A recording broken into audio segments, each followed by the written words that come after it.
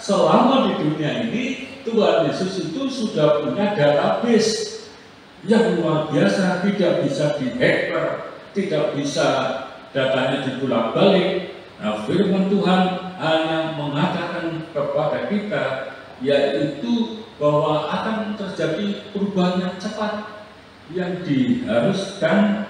Tuhan Yesus mengatakan kalau engkau hidup dengan cara demikian, yaitu caranya orang-orang yang tergopoh-gopoh inginnya memberitahu Tuhan Yesus itu orang itu silakan dia. Kenapa?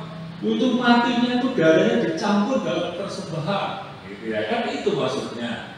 Ya walaupun firman Tuhan nggak dicatat semua ya, tapi itu yang dibicarakan sehingga Tuhan Yesus menjawab ya, dikatakan sangkamu orang-orang Galilea ini lebih besar dosanya daripada dosa semua orang Galilea yang lain, karena mereka mengalami nasib itu. Jadi Tuhan Yesus menunjukkan sangkamu itu, mereka yang mati seperti itu dosanya lebih besar daripada orang-orang yang lain yang hidup itu. Oh tidak, ya. Tuhan mengingatkan kita bahwa ternyata Tuhan itu menilai hati orang-orang yang datang itu lebih dalam, jangan menghakimi, kan gitu. Ini gambaran bagi kita. Seringkali kalau kita menghadapi satu hal yang seperti itu, lebih baik kita berhenti dulu, mikir dulu. Kalau memang tidak ada hubungan dengan kita, udah gak usah berkomentar, ya. Tapi kalau memang kita mau, ya doain aja. Tuhan suruh mendoakan kan, yang memusuhi kita suruh doain. Ya, apalagi saudara-saudara kita kan gitu, yang seiman harus berdoa. Kalau sudah komentar.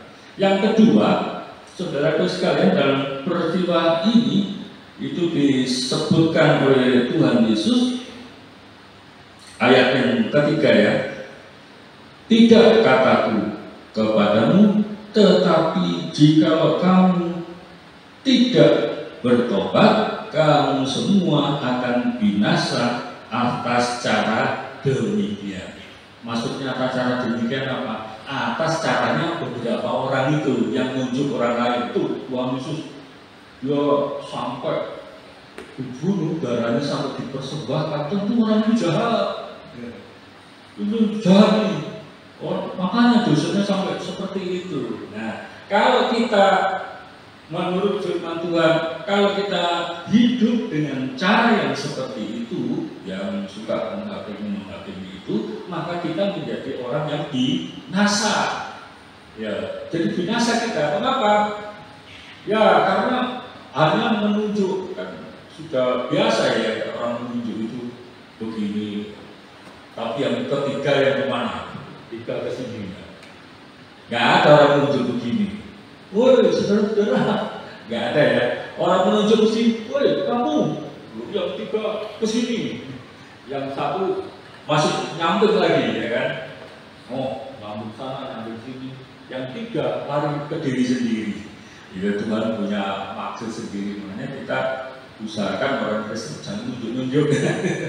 Ya kan?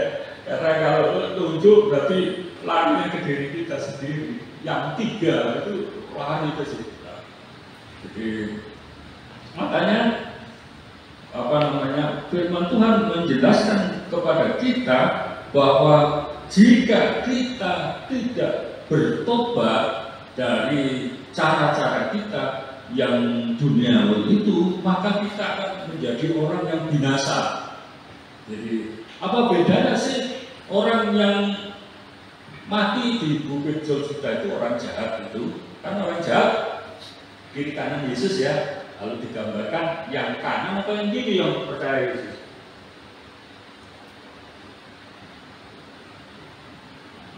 Dua orang jahat di Bukit Golgota, kan ada yang kiri yang kanan, ya. Yang kanan atau yang kiri yang percaya sama Yesus? Nah, ini guru sekolah minggu gimana nih? bukan sebelah kiri, yang sebelah kanan. Yesus juga hari ini tidak ada kesempatan lagi, saudara, karena di salib itu sudah beberapa menit lagi nyawanya tercabut. Tapi ketika nyawa itu tercabut, itu penjahat itu mempercayai Tuhan Yesus. Kalau engkau datang lagi sebagai raja, aku percaya engkau. Tapi Tuhan mengatakan, bukan besok, bukan, tapi sekarang juga. Artinya tidak ada kesempatan juga. Nah, sama dengan kita, ketika kita ini dipanggil oleh Tuhan, andai kata dulu ya, karena ada anak Tuhan yang dipanggil, lalu berangkat. Saya bilang, wah enak itu. Orang baru percaya Yesus langsung berangkat dipanggil Tuhan. Kan enak gitu, masuk surga. Tapi saudara dan saya tidak bisa seperti itu.